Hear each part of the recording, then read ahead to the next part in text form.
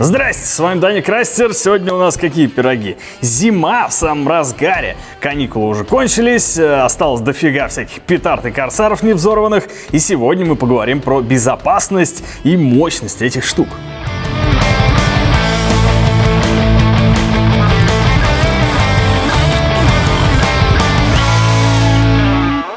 Обратите внимание на всю вот эту вот батарею петард и корсаров, начиная с самого слабенького до самого мощного. И начнем мы проверять одну ситуацию, в которой я участвовал лично не один десяток раз. Мы кидали петарды на пол и ставили ногу, чтобы посмотреть, типа, что произойдет, как он взорвется. И теперь давайте посмотрим, какой именно заряд действительно оторвет эту ногу. Начнем, короче говоря, мы с корсара номер 1. Вот этот стенд, помнят те, кто смотрел видос про краш-тест фанеры. Мы его немного изменили, и теперь у нас шевелится нога. Посмотрим, насколько она поднимается. Ну, такой вот у нас эмпирический тест. Собственно, здесь у нас линейка, чтобы посмотреть, насколько он подпрыгнет. А начнем мы вот с этого маленького пацана. Под пяточку. Перчаточки, щиток, техника безопасности. Не фигней тут маемся. Погнали. Отсырели. Вот это самый опасный момент на самом деле. Когда вы подожгли петарду, она немного прогорела, и хрен знает, что дальше произойдет. Я даже щиток не буду отодвигать. Благо, эта петарда маленькая. Уходи. Давайте возьмем сразу красную. Это тоже корсар номер 1, но в другой немного форме. Давайте посмотрим, как он себя поведет. О!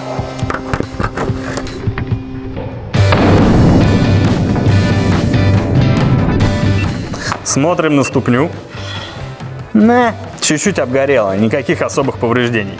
Увеличиваем мощность. Корсар номер 3.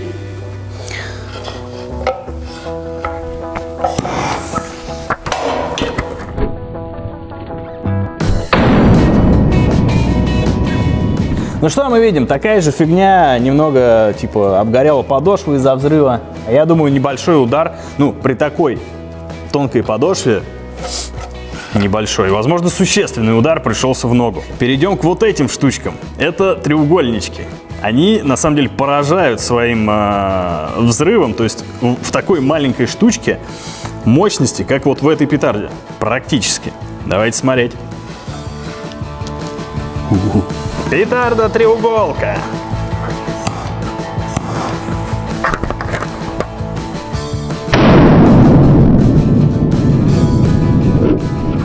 Воу! Вот это было конкретно уже. Реально громко. Что с подошвой? Ну, то же самое. Она резиновая, поэтому давайте посмотрим. Все, пятка треснула. Как вы можете заметить, здесь у нас треснул пластик. Соответственно, здесь вы можете получить уже офигительные повреждения тканей и, возможно, даже перелом пятки. Ну, короче говоря, удар будет очень жестким. Перейдем к калибру побольше. Joker Fireworks. Окей. Называется GFP2000. Погнали.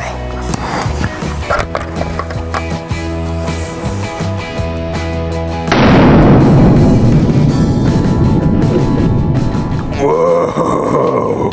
Конкретное дерьмо. Давайте смотреть, что с пяткой. Само собой, мы не говорим о том, что слабые петарды можно, типа, таким же способом проверять. Нет, не повторяйте то, что мы здесь делаем. Мы специально для этого снимаем эти видосы. Кет у нас также чуть больше обгорел. На пятке, в принципе, та же самая трещина. Но пятка, сука, крепкая. Давайте еще одну петарду бахнем. Эта петарда называется GFKR. С какими-то шестеренками. Понятия не имею, что это значит. Щиток, поджиг. Стартуем.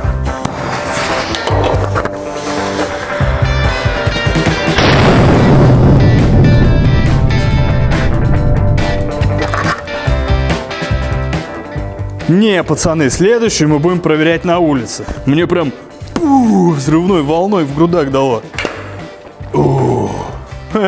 GoPro подвинулась. Что у нас там с ногой? Ой, беда. Это стопудово перелом. Вообще страшная штука. Вы посмотрите, что с фанерой здесь стало. как удар шаолиньского мастера, который снаружи не виден, а внутри селезенка разрывается. Как вы можете слышать, у нас сработала пожарная сигнализация. Нам стоит передвинуться на улицу.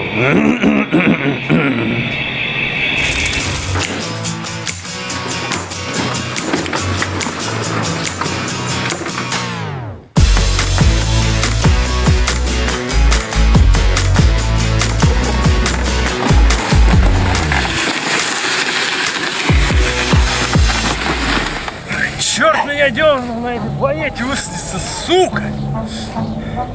Теперь придется летательную капсулу, стиральные машины и батончика сникерс сделать.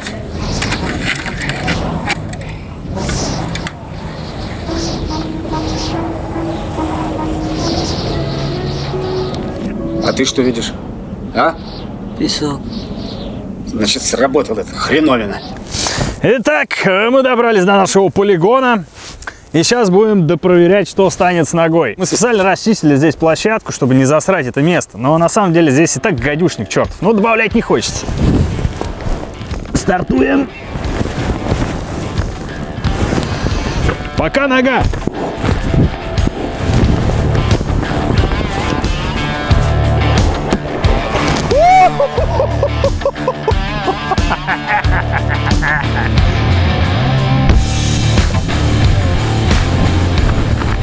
Это у нас был GF 8000.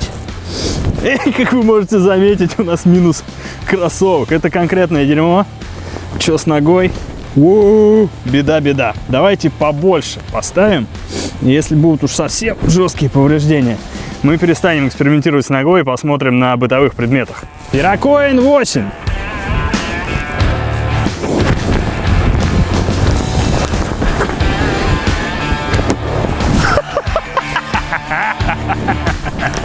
Блядь, не перестанет это веселить.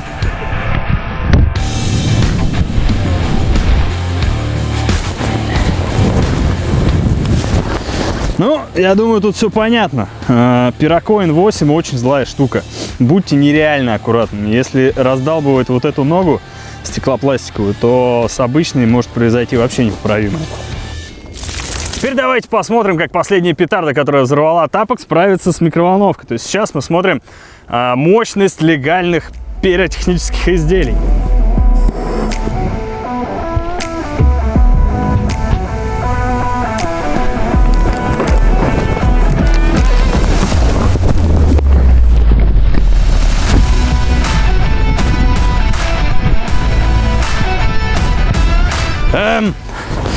Ну, как вы могли видеть, это отличное средство для получения ровных металлических листов из корпусов всякой бытовой техники.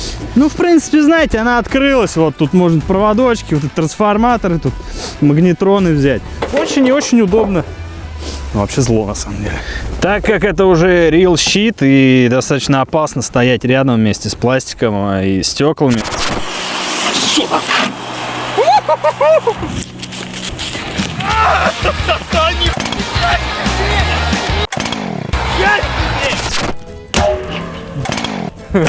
Метр на 3 ее подкидывает. То мы придумали вот такую вот штуку. Ну как придумали? Будем использовать. Это называется электрическая спичка. И она позволяет поджигать пиротехнику.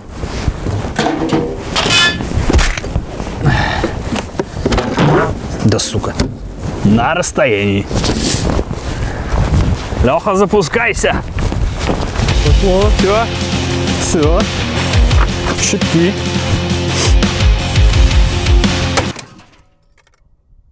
Ну, дверцу открыл. Нормально. Давайте пожестче. Меняем запал, меняем петарду. Петарда самурай. Ну что, можем? Да. Пусть еще подойдут. Давай. Опа. Оп, поджиг есть.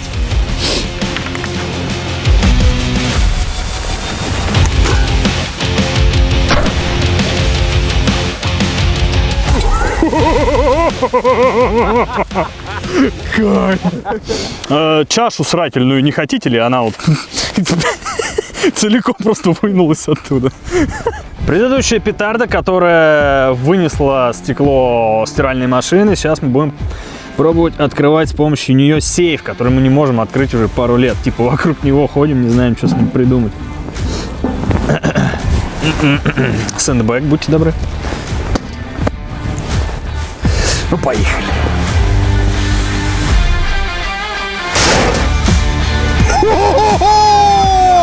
Открыл!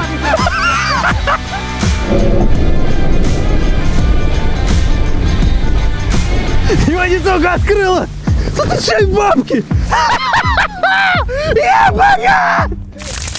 Еще один забавный прикол. Не все знают, что петарда состоит из взрывающегося заряда и двух заглушек, которые чаще всего делают из гипса там, или других каких-то цепучих материалов. Когда петарда взрывается, соответственно, заряд уходит в эти стороны, а жопа может вылететь в другую сторону. Мне один раз прилетело, даже вот без этой трубки, прилетела в грудак такая штука. Но мы в детстве прикалывались так, что засовывали петарды в трубку. Это очень опасно. Не повторяйте это дерьмо. Мы росли в 90-х. Тем не менее, давайте посмотрим, чем это вообще может грозить. Корсар номер 3.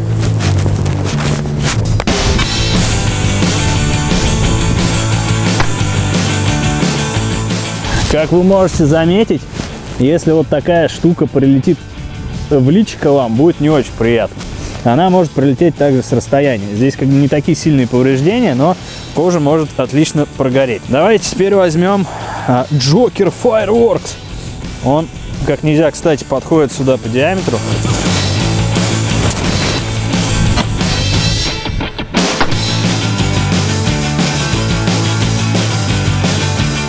Ну вот, как вы можете заметить, именно вот эта самая жопка и является очень опасным моментом, потому что вот он весь бетон, он просто осыпается. Вот, а мы переходим тем временем к большим салютам, ну, тем салютам, которые мы смогли легально найти без лицензии пиротехника. Мы связывались с пиротехниками, но все как один сказали: не, вот, чуваки, вы мы сюда не поедем. Сейчас мы разместим классическую мортиру, так, как она должна быть по условиям запускания заводским.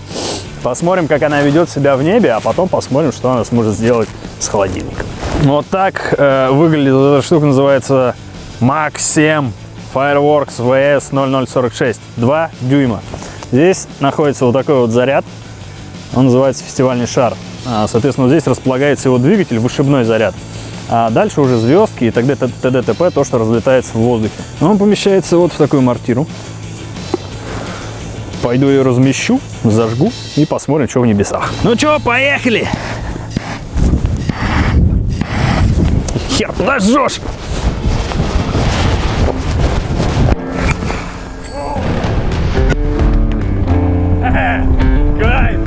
Прикольно. Разместим же этот фестивальный шар в холодильнике. Посмотрим, что будет. Потому что, мне кажется, хлопок у него не кислый. Возможно, даже мощнее 12-го Корсара.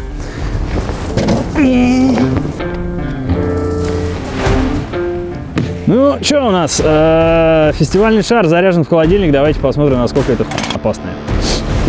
Бам. Бам.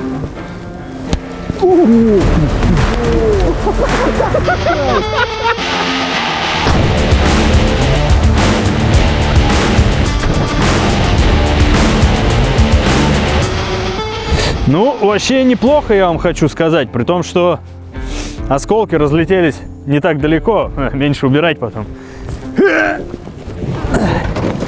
Ну, тут у нас вот такая какая-то ситуация, стенки разворотила, металл погнуло, дверцу, сколько метров? Чё? На 10 метров дверца улетела.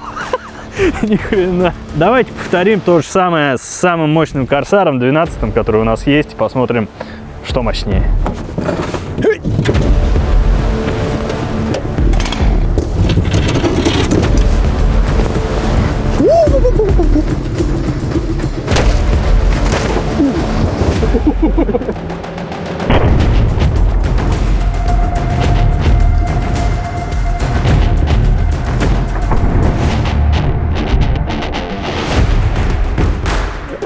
Ну, короче, Корсары мощнее, мне кажется. Ну, хотя, если бы мы шар положили, а может, еще и шар положим? Как вы можете заметить, это лютая лють, как из холодильника превратить бочку. Я думаю, не стоит сюда пихать уже больший фестивальный шар, потому что мы просто не соберем это иначе отсюда. Я думаю, вы ждете, короче, пока мы взорвем вот этого пацана. Но на самом деле это реквизит, который мы сделали специально. Потому что они вне закона. Ну, а ради прикола, конечно же.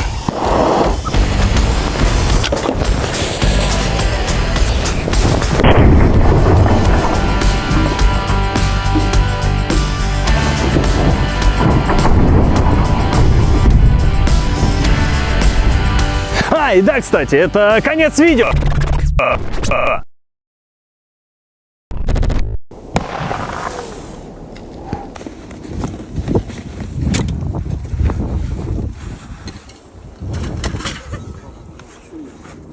Такое маленькое.